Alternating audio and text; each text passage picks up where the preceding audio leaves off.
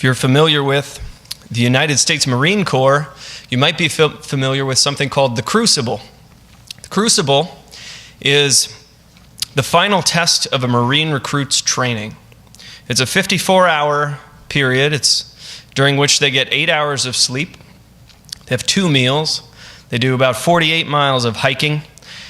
They are challenged through many obstacles, many combat simulations, and they're basically ground down into a bit of a pulp. Some of the events that some of the combat simulations and the other challenges that they face are held at what they call warrior stations. Now, a warrior station is a location that's usually named after a Marine. Often it's a Medal of Honor recipient. Sometimes it's another notable Marine.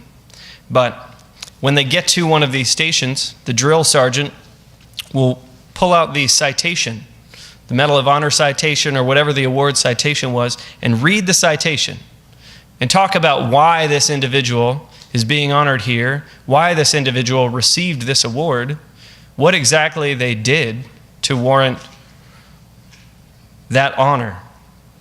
And they talk about them. They talk about the merits of these heroes.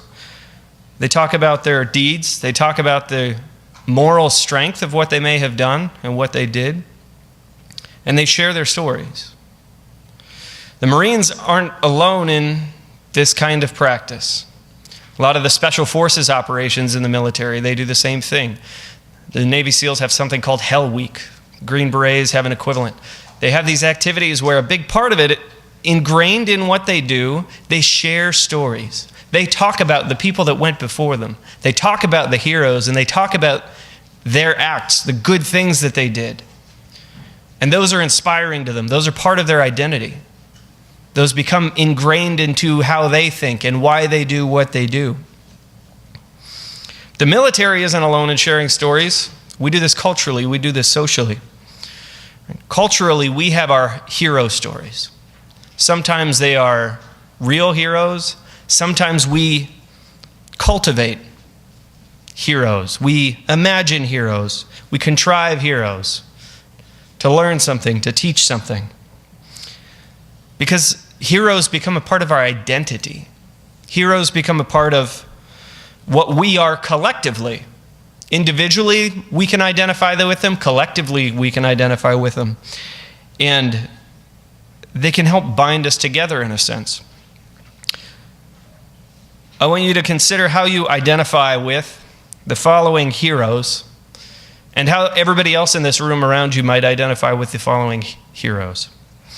Batman. Some of you may identify, some of you may not. Abraham Lincoln. In our country, I think most of us would identify with Abraham Lincoln as a great man. Jesus Christ. Right? There's more of a commonality. The more we share, the more we identify with one of these heroes, the more we can pull together. They help us pull together because we can all identify with that person. As soon as I say one of those names, you can identify attributes that either you share or that you reject. And as we all share those same attributes, it becomes sort of a shortcut, sort of a shorthand for us to say, yes, that person. I know what that embodies, I know what that means, and I identify with that hero.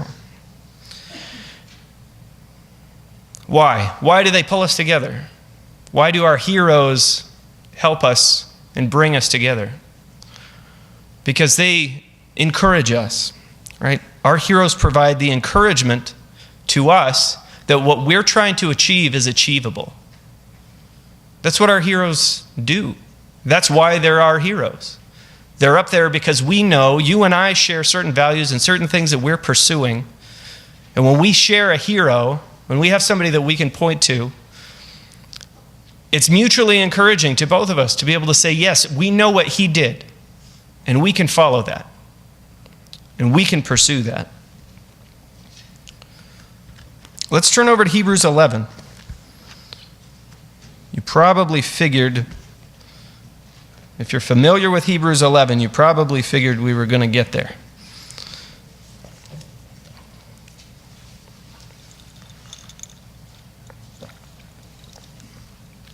Hebrews 11 is known commonly as the faith chapter. But I want to give you a little background to Hebrews 11 before we get right into the faith chapter and before we get into this listing of some of the heroes that we see here. Because the writer of Hebrews, which I believe to be Paul, lists out heroes for us. These are our heroes. These are people that we can look to and identify with, people that you say a name like Abraham or Moses, and there are things that you and I immediately identify with and admire and want to emulate. That's a hero. But some background. Why did he write this list? Why do we have this list here? Right? It's great that we have this list. But listen to some of the things that he is encouraging them earlier in the book. I'm going to read you some verses. I'm not going to ask you to turn there. Hebrews 2 and verse 1. Therefore, we must give the more earnest heed to the things that we have heard, lest we drift away. Hebrews 3 and verse 12. Beware, brethren, lest there be in any of you an evil heart of unbelief in departing from the living God. Hebrews 4 and verse 11. Let us therefore be diligent to enter that rest, lest anyone fall according to these same examples of disobedience. Hebrews 10 and verse 23. Let us hold fast to the confession of our hope. In verse 35. Therefore do not cast away your confidence, which has great reward, for you have need of endurance. He's talking to a group of people who are struggling. And he's telling them, don't fall away, don't drift away. You've got to endure, you've got to persevere, you've got to hang in there. And he's giving them so much encouragement. He was writing this book probably just before the fall of Jerusalem.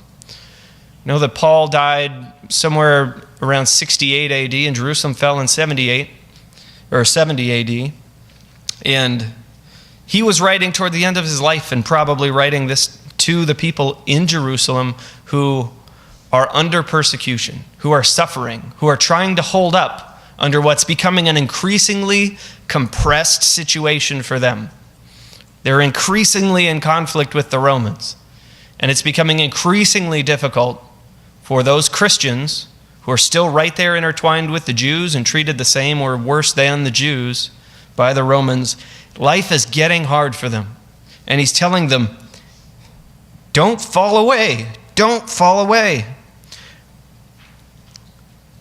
He's encouraging them to continue to persevere. And so it's in that context, in the context of encouragement, that he then gets into this chapter on faith. That's where he starts. So he's gone through and he's given them a lot of things. Granted, there's a lot in the book of Hebrews and it's very rich. But one of the themes that you see woven through it constantly is you've got to be diligent about this. You've got to be earnest about this. And so he begins his discourse on faith in chapter 11. Chapter 11 and verse 1. Now faith is the substance of things hoped for, the evidence of things not seen. We've talked about this in the recent past, that faith isn't just a belief. It's not just something that you hold in your head and you say, yes, I subscribe to this ideal. Faith is much more than that. Faith implies the action that goes with it. Faith implies the living, right? If there isn't living and doing, it's not faith. Right? James teaches us that. We even see Paul teaching us that faith requires the action. It requires the diligence. It requires that it's something that must be lived by, not just something that's sort of tucked away and held on to. So it's substance in that sense, that it's action. It's something that's done. It's something that is performed. And notice it's the substance of things hoped for and the evidence of things not seen. There are so many things about what you and I believe that are not seen. They're not physical things, right? This physical world is just a shadow of the spiritual. And there are so many things that just can't be shadowed in this physical world. And so it's very hard for us to wrap our hands around some of these principles. Right? How do you make righteousness a tangible thing?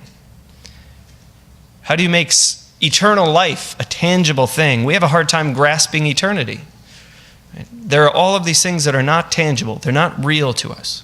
Faith is real. Faith is substance because it's something that's inside of you. It's something that burns in you and compels you to act and to do something.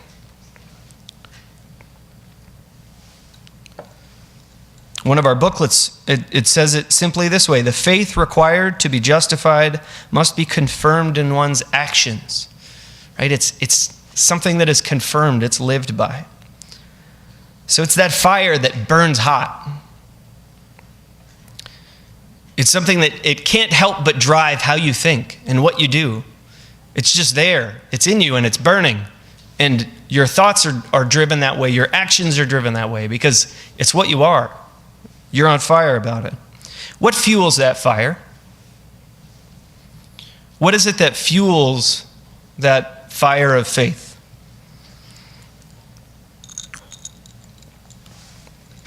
Drop down a few verses because he gives us the answer there.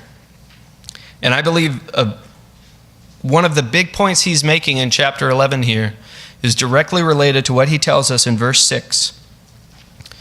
Hebrews 11 and verse 6 says, "Without faith it is impossible to please him. For he who comes to God must believe that he is, and that he is a rewarder of those who diligently seek him." There are two basic components of faith that he's describing here. You have to believe that God exists. That seems pretty fundamental. Right? If you don't believe that God exists, what are you really doing? What are you really doing here? Feeling some things out, maybe checking some things out, right? But if you don't actually believe that God exists, then none of this is going to be meaningful. So that seems pretty fundamental. It's the next part that I really want to focus on today. It says that he is a rewarder of those who diligently seek him.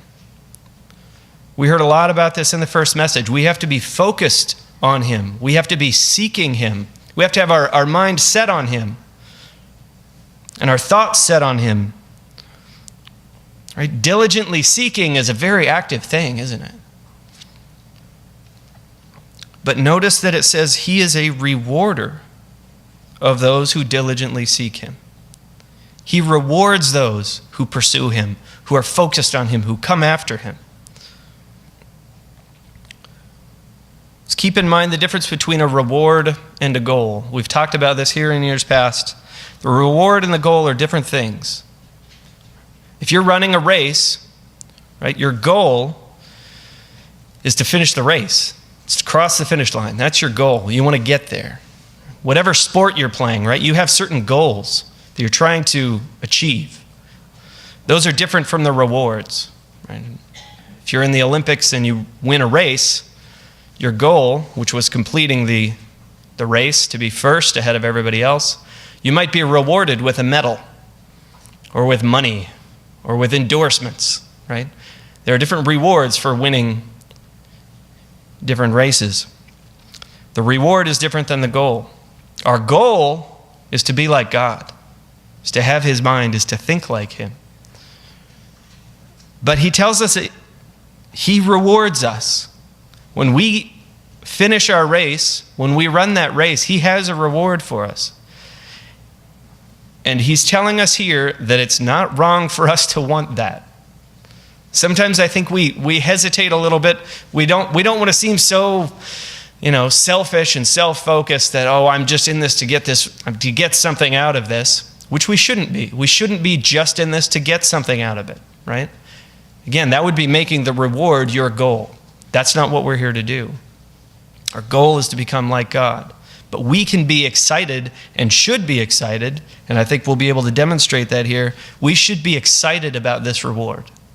This reward is what fuels that fire. This reward fueled the fire of the people that we see here, of our heroes. And we see it in their examples. I'd like to go through that today because I think seeing that God is a rewarder, it says that this is just as fundamental as believing that he is believing that he rewards those who are seeking him. This is a fundamental component of faith. We have to believe it. We have to internalize it in the same sense that we internalize that God exists. Believing that he is a rewarder of those who diligently seek him ties hand in hand with the idea that God has your best interest in mind at all times. He always has your best interest at heart. Whatever it is that you're going through, whatever it is that you're experiencing, if you fundamentally believe that God is a rewarder of those who are seeking him, then you know that he is going to reward you for this. That whatever the trial is, whatever it is you're facing up against, he has a reward on the other side. He might even have some sort of reward that you get to see a little part of in this life. And that's all part and parcel of believing that he rewards those who seek him. This is a fundamental part of our faith. And we have some examples. So let's look at some of these examples because they're pretty exciting. I'd like to start in verse 8. We don't have time to go through all of them. We could spend a long, long time going through each one of them. But let's start with Abraham in Hebrews 11 and verse 8. It says, by faith Abraham obeyed when he was called to go out to the place which he would receive as an inheritance. And he went out not knowing where he was going. Let's turn over to Genesis 12 and verse 1. Let's see this. Genesis chapter 12 and verse 1. You can keep your bookmark in Hebrews 11. We'll be back there. Genesis 12 and verse 1, it says, now the Lord had said to Abram, get out of your country, from your family, and from your father's house, to a land that I will show you. I will make you a great nation. I will bless you and make your name great, and you shall be a blessing. And I will bless those who bless you, and I will curse him who curses you. And in all the families of the earth, in you all the families of the earth shall be blessed. So Abram departed, as the Lord had spoken to him, and Lot went with him, and he was 75 years old when he departed from Haran. This was a big deal for him to pick up and take off and go. I'd like to read an excerpt from a book by Thomas Cahill called The Gifts of the Jews. He has this comment that he makes on this verse. It says, so Avram went, Yalach Avram. He says these are two of the boldest words in all literature. They signal a complete departure from everything that has gone before in the long evolution of culture and sensibility. Out of Sumer, the civilized repository of the predictable, comes a man who does not know where he is going, but goes forth into the unknown wilderness of the prompting of his God. Out of Mesopotamia, the home of the canny, self-serving merchants who used their gods to ensure prosperity and favor, comes a wealthy caravan with no material goal. Out of ancient humanity, which from the dim beginnings of its consciousness had read its eternal verities in the stars, comes a party traveling by no known compass. Out of the human race, which knows in its bones that all its striving must end in death, comes a leader who says he has been given an impossible promise. He was given a promise. And out of, he says, mortal imagination, I would say out of faith, comes a dream of something new, something better, something yet to happen, something in the future. A reward. Abraham was coming out of a world that was focused on this cyclical nature of life and death. Everything that had happened is what would happen before. Don't try and alter fate because everything was just going through this circle of life. And here he comes out with this idea that man might have some sort of other purpose, that God has some other purpose for man. And he picks up and he leaves everything that he knows. This was completely foreign to the world of his day. He picked up and he left. It was an act of faith, and it's called out as an act of faith. But notice what he was doing. Notice what he was pursuing. Let's go back to Hebrews 11 and verse 8.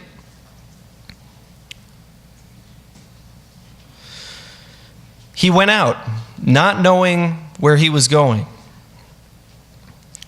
But it says in verse 8, he was called to go out to the place which he would receive as an inheritance. So he knew that there was an inheritance out there. Verse 9, by faith he dwelt in the land of promise, as in a foreign country, dwelling in tents with Isaac and Jacob, the heirs with him of the same promise. For he waited for the city which has foundations, whose builder and maker is God. He saw something that was not physical. He saw a reward. He was focused on that reward, and that reward fueled a lot of his actions. The idea, the promise of that reward caused him to pick up and leave everything that he knew and pursue something completely different. This isn't very different than what you and I are called to do in a spiritual sense. We're called to pick up and leave everything that seems normal, that seems right by this world, by this world's standards, by this world's way of thinking. We're called to pick up and leave all of that and have this totally different mind, this totally different way of thinking about things, and pursue that. And we're told to do this on faith, in faith, looking to a reward for doing it. We know that there's a reward. And God promises that reward if we endure, if we persevere, if we spend our whole life pursuing this and pursuing it diligently.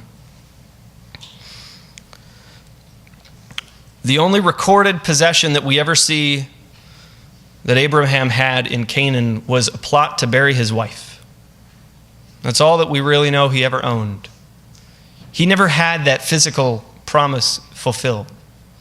He was promised the whole land of Canaan. He was promised heirs. And he died only having one, really. But he knew the promise, and he saw what was ahead, and to him it was real. It was real and it was tangible. And he had faith and trusted in it. He knew that God rewards those who diligently seek him. That was what was underneath it all. He understood this principle, this core basic principle of faith. If we diligently seek God, he will reward us. Let's go over to Hebrews 11 and verse 20. Should still be there.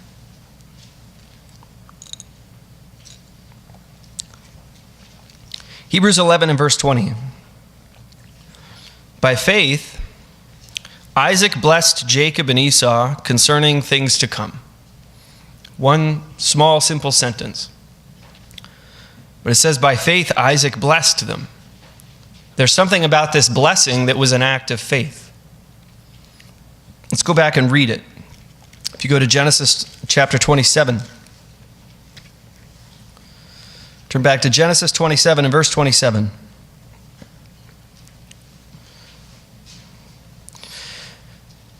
Now we know that Jacob tricked his father Isaac into thinking that he was Esau, because Isaac loved Esau more than Jacob. So Jacob dresses up as Esau, makes himself smell like Esau and feel like Esau, and he comes in to Isaac and he says, "Bless me, Father." And Isaac is unaware of this, and so he blesses him. Verse 27. Surely the smell of my son is like the smell of a field which the Lord has blessed. Therefore, may God give you of the dew of heaven, of the fatness of the earth, and plenty of grain and wine. Let people serve you and nations bow down to you. Be a master over your brethren, and let your mother's sons bow down to you. Cursed be everyone who curses you, and blessed be those who bless you. We see a similar prayer in verse 39. Here Esau comes in a little late, as we know, and Esau comes in and asks for a blessing and says, "Please bless me also, Father." So Isaac prays again. He says, "Behold, your dwelling shall be of the fatness of the earth, and of the dew of heaven from above. By your sword you shall live, and you shall serve your brother. And it shall come to pass, when you become restless, that you shall break his yoke from your neck." We see obviously the better blessing given to Jacob and the lesser to Esau. But notice over in chapter 28, we kind of think, well, there's the story. One got the one blessing and Esau got the other. That's not it, though. Isaac did come around to intentionally blessing his son Jacob. We see that blessing in chapter 28 and verse 3. He says, "May God Almighty bless you and make you fruitful and multiply you, that you may be an assembly of peoples, and give you the blessing of Abraham to you and your descendants with you, that you may inherit the land in which you were a stranger, which God gave to Abraham." Now, we read these in the context of the Bible, thinking, oh, okay, well, he's speaking, and he sounds like he's saying something prophetic here, and he's telling the future and what it's going to be. And we have sort of these maybe imaginations of God providing him some sort of inspiration and some sort of, maybe God gave him a vision of what he was going to see in the future and what it was that was to come. And we can sort of craft that sort of idea around what we read here, because what he says here is so unnatural. If you or I are praying for somebody else, we don't necessarily come at it like this, right? But Hebrews 11 tells us that this was an act of faith. This was an act of trust, that he knew that God rewards those who diligently seek him. He understood that God was going to reward him, that God was going to reward him because of Abraham. He's praying here for the blessings of Abraham to be on his sons. And this is an act of faith in the sense that I don't believe that he actually knew that all of this was going to transpire. He's coming at this and saying, may God do this. You see, if you go back and you read these things, a lot of it is saying, let peoples serve you and nations bow down to you, and let your mother's sons bow down to you. He's saying, let all of this happen. May God make all of this happen. And he trusted that God would have all of these things happen because he knew that God rewards. He understood that there was something greater, that there were promises that had been made to his father that needed to be fulfilled to his offspring. And so he's looking here to the future and to the promises that were to be given. And his prayers here, in that sense, are an act of faith. I can't imagine saying a prayer like this and having the same sort of confidence that Isaac must have had when he was praying this over his sons. This was an act of faith, these prayers were. And we're told that. Let's go back to Hebrews 11. Hebrews 11 and verse 21 and verse 22, we see similar things said about Jacob and Joseph. By faith, Jacob, when he was dying, blessed each of the sons of Joseph and worshiped, leaning on the top of his staff. Again, we can go back and read the story about how Jacob blessed Ephraim and Manasseh. He blessed them. And when he did that, he intentionally crossed his hands, laying his right hand on the head of the younger one, and laying his left hand on the head of the older one, because he said, no, this one's going to be greater. How did he know that? This was an act of faith. It tells us right here in Hebrews, this was an act of faith. He understood that God rewards, that God does these amazing things, that God has these things planned for his people and made promises to his offspring. By faith, Joseph, when he was dying, made mention of the departure of the children of Israel and gave instructions concerning his bones. So we're told that Joseph also, he looked forward to the reward. He looked forward to the things that God had promised and knew and was fully confident that those things would happen. And so he acted on it. These are all acts of faith. Let's read about Moses in verse 23. By faith, Moses, when he was born, was hidden 3 months by his parents. This is an act of faith by his parents, because they saw he was a beautiful child, and they were not afraid of the king's command. By faith, Moses, when he became of age, refused to be called the son of Pharaoh's daughter, choosing rather to suffer affliction with the people of God than to enjoy the passing pleasures of sin. We get a little bit of insight here into Moses' life that we don't necessarily have recorded in the Old Testament. We see that he opted out of certain blessings and certain luxuries and certain benefits because he understood that diligently seeking God was more important. And he put that as his priority. And he understood, as we'll see here in the next verse, that there was something on the other side. Verse 26, he esteemed the reproach of Christ greater riches than the treasures in Egypt, for he looked to the reward. We're told that Moses, the meekest man in all of the earth, Moses was looking to that reward. He was excited about that reward. His excitement over that reward, his value that he placed on that reward was so great that he was willing to blow off all of these other great things that he could have had as a prince of Egypt. And he put them all aside and said, I'm not going to have anything to do with that. And instead, I'm going to go be with the slave people and lead them out of this place. This was an act of faith, again, fueled by the idea of that reward, fueled by something that was afar off. In verse 35, we see stories about others. It says others. And it doesn't tell us specifically who they are, but it says others in verse 35. Others were tortured, not accepting deliverance, that they might obtain a better resurrection. Still others had trial of mockings and scourgings, yes, and of chains and imprisonment. A lot of the commentaries believe that the torturing described here, the mockings, the scourgings, they're describing some of the things that happened during the Maccabean rebellion. The book of Maccabees is largely a historical document. It tells about the Maccabean rebellion before Christ's time. And some of the things that the Jews of that day suffered and endured for the sake of God's law, for holding fast to God's law. I said people held on through all of that and endured some terrible things.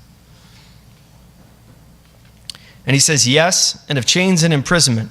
The implication of the language here being that the chains and imprisonment are even worse, or were even worse. You go back and you read some of the stories. In Jeremiah 38, you can read about Jeremiah's imprisonment. And it's not a real long story, but when you think about what he actually endured, it's pretty terrible. They essentially lowered him down into a cistern. Cistern's a really deep hole in the ground. And at that point, the cistern was mostly dried up. And so there's just thick sort of sludge in the bottom of the cistern. Josephus says that he was in it up to his neck. The Bible doesn't call that out, but he was lowered down into it by ropes, and they basically wanted to leave him there to die. They may have even rolled a stone over the top of the cistern so that he was down in the bottom of this pit in complete darkness for days, it appears, before someone reported it to the king and went and got him out. But you imagine being imprisoned in something like that for days, thinking you're basically just left there to die. It's a pretty terrible fate. It tells us these people endured these things because they had a hope in them. They had a focus. They had something that they were so excited about in the future. They knew that there was a reward. And for them, that reward was worth so much that all of this, yes, it was difficult, but for them it was worth persevering. It was worth enduring. Hebrews 11, verse 13.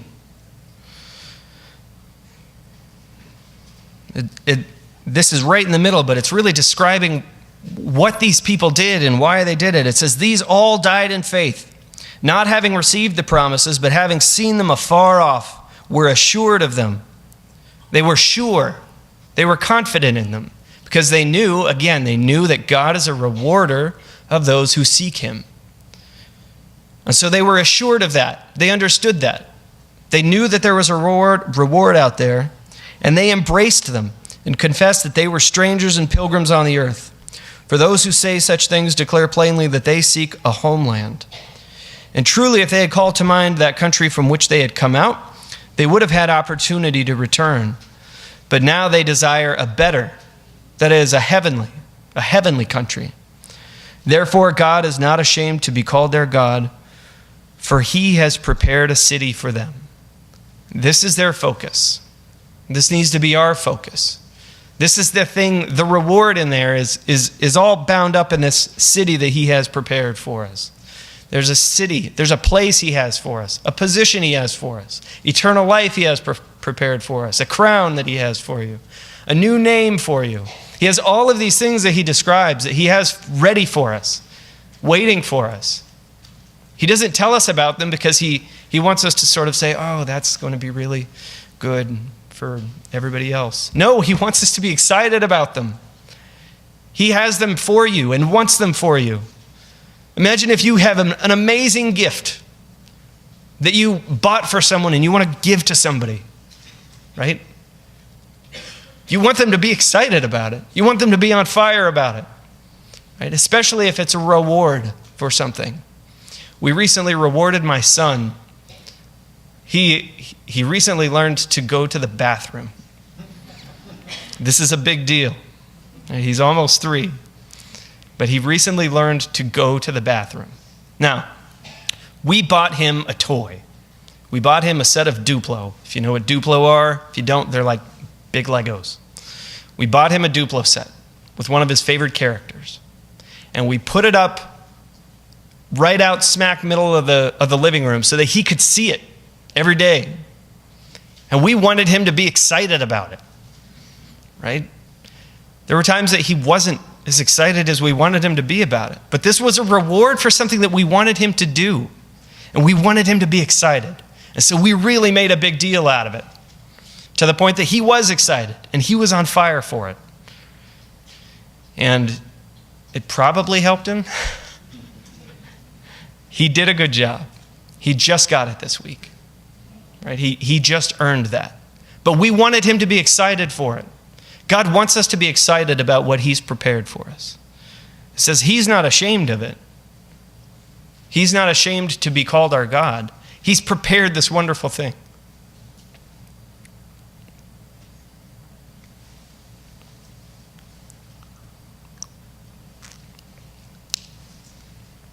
Hebrews 12 and verse 1.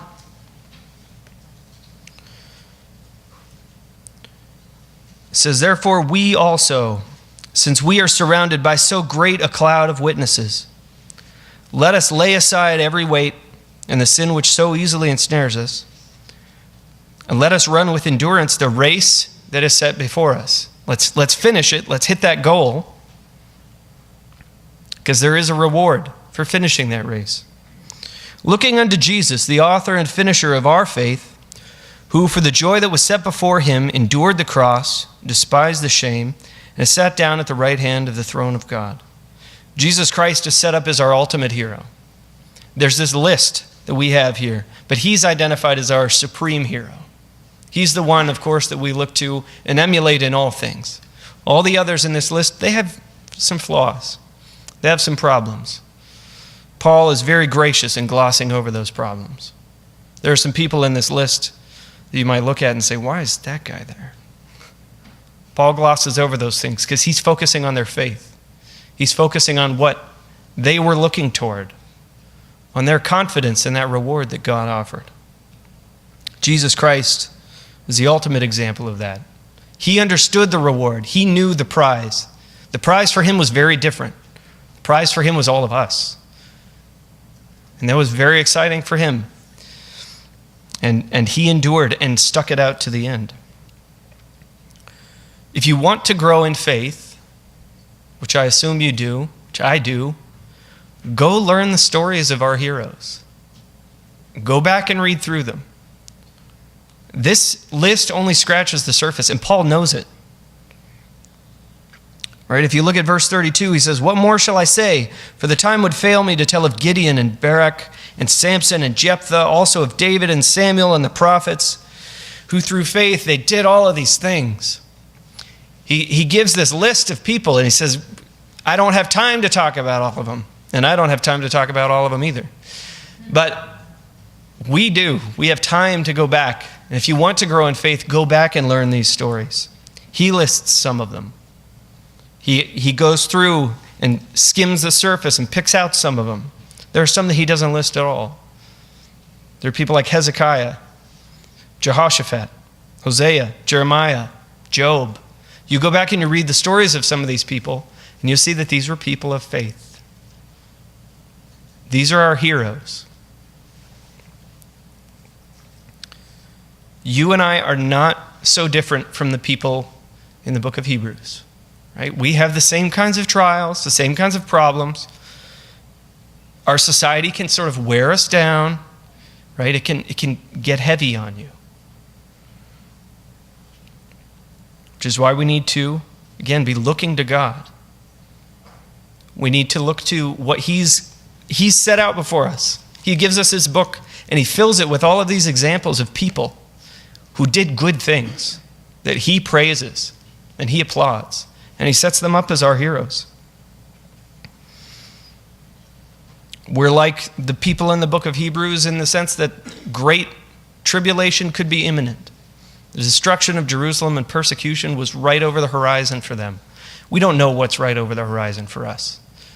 But we're sitting here in this time where it can start to wear down at us and give us troubles and weigh heavy on us. So we need to take courage. We need to take courage in this cloud of witnesses that we have, in these heroes that we have. Let's learn their stories. Let's identify with them. And let's have that reward set clearly in our minds so that flame of faith that burns in us can burn and burn bright.